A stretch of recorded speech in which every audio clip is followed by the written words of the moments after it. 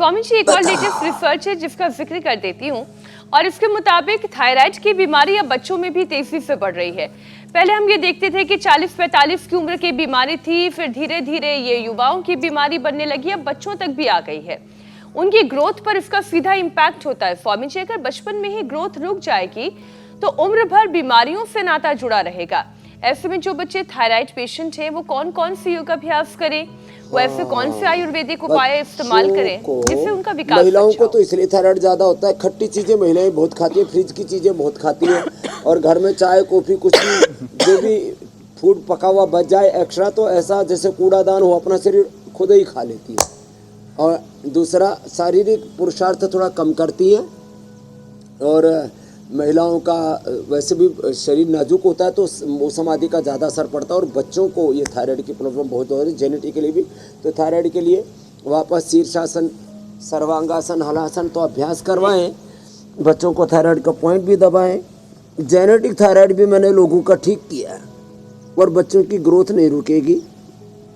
शीर्षासन, सूर्य नमस्कार जो हम पहले कर चुके, और भुजंगासन बच्चों को अवश्य कराएं। तो शीर्षासन, सर्वांगासन, हलासन और पश्चिमोत्तानासन। तो ये शीर्षासन, ये सर्वांगासन, ये हलासन, चक्रासन, और बैठ करके ये पश्चिमोत्तानासन। बच्चों को तो इजी है नहीं सब करना। बोले बाबा जी आपको तो पता ही नहीं लग रहा, ऐसे ही आप तो सेकंडों के हिसाब से किए जा रहे हो।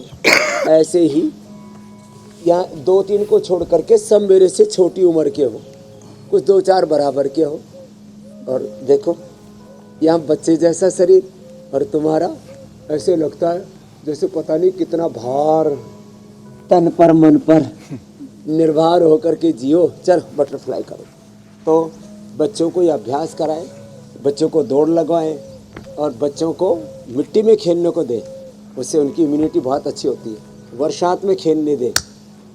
अब आजकल तो कीचड़ कीचड़ बहुत हो गया, गंदगी इतनी हो गई है, उसमें खेले तो उसमें इतने बैक्टीरिया, वायरस, फंगस हैं, करोड़ों की संख्या में अंदर चले जाते हैं। तो हमें वापस अपनी प्रकृति पर्यावरण को तो ठीक करना पड़ेगा। आदमी ठीक हो जाए तो सब ठीक हो जाए। सब आदमी बिगड़ रहा है, सब कहते प्रकृति बिगड़ गई, पर्यावरण बिगड़ गया, ये सिस्टम बिगड़ गया।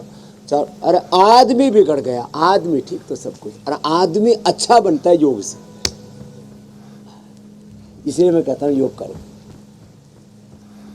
अब स्वामी जी, सबसे अच्छी बात है कि योग के जो साइड इफेक्ट हैं वो आपको और स्वस्थ बनाते हैं, लेकिन बीमारियां जो होती हैं वो आपको ऐसा साइड इफेक्ट देती है कि एक के साथ 10 और ले आती है सामने। अब